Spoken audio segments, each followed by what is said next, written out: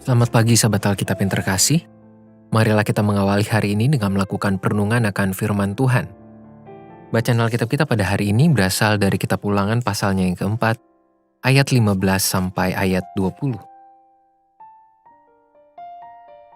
Hati-hatilah sekali, sebab kamu tidak melihat sesuatu rupa pada hari Tuhan berfirman kepadamu di Horeb dari tengah-tengah api. Supaya jangan kamu berlaku busuk dengan membuat bagimu patung yang menyerupai berhala apapun, yang berbentuk laki-laki atau perempuan, yang berbentuk binatang yang di bumi atau berbentuk burung bersayap yang terbang di udara, atau berbentuk binatang yang merayap di muka bumi, atau berbentuk ikan yang ada di dalam air di bawah bumi. Dan juga supaya jangan engkau mengarahkan matamu ke langit, sehingga apabila engkau melihat matahari, bulan, dan bintang, segenap tentara langit, engkau disesatkan untuk sujud menyembah dan beribadah kepada sekaliannya itu, yang justru diberikan Tuhan Allahmu kepada segala bangsa di seluruh kolong langit sebagai bagian mereka. Sedangkan Tuhan telah mengambil kamu dan membawa kamu keluar dari dapur peleburan besi, dari Mesir, untuk menjadi umat miliknya sendiri, seperti yang terjadi sekarang ini. Perikop ini tidak hanya menjadi catatan sejarah mengenai momen perjumpaan bangsa Israel dengan Tuhan, tetapi juga sebagai penegasan tentang identitas keimanan mereka kepada Tuhan.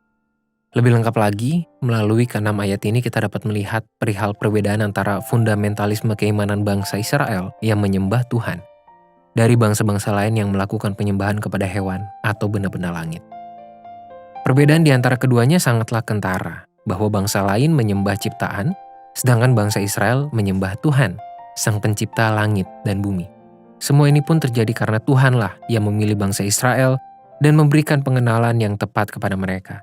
Itu pula mengapa kita melihat peringatan yang sangat tegas bagi bangsa Israel yang dilarang melakukan penyimpangan.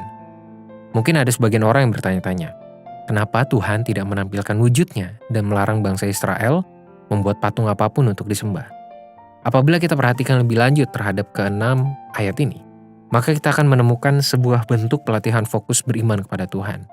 Bangsa Israel sedang diajarkan tentang pentingnya mengarahkan hati dan pikiran hanya kepada Tuhan di sepanjang perjalanan petualangan yang mereka lakukan. Tentu saja, terdapat banyak masalah dan tantangan yang akan dihadapi oleh bangsa Israel selama perjalanan menuju tanah perjanjian. Semua hal itu pun berpotensi mengalihkan pandangan orang Israel dari Tuhan, penyelamat dan pembimbing mereka. Oleh sebab itu, larangan agar tidak membuat patung yang menyerupai apapun disampaikan, agar mereka hanya menautkan hati dan pikirannya kepada Tuhan.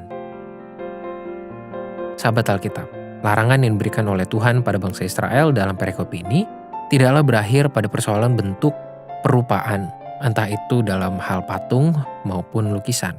Melainkan jauh lebih dalam daripada itu, Tuhan sedang mendidik mereka agar tetap mengarahkan hati, pikiran, dan iman hanya kepada dirinya.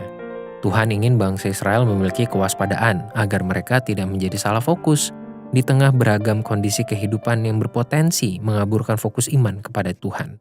Kita pun perlu menyadari bahwa setiap peristiwa suka maupun duka, kebahagiaan maupun kesedihan sama-sama berpotensi mengganggu arah pandangan kita kepada Tuhan.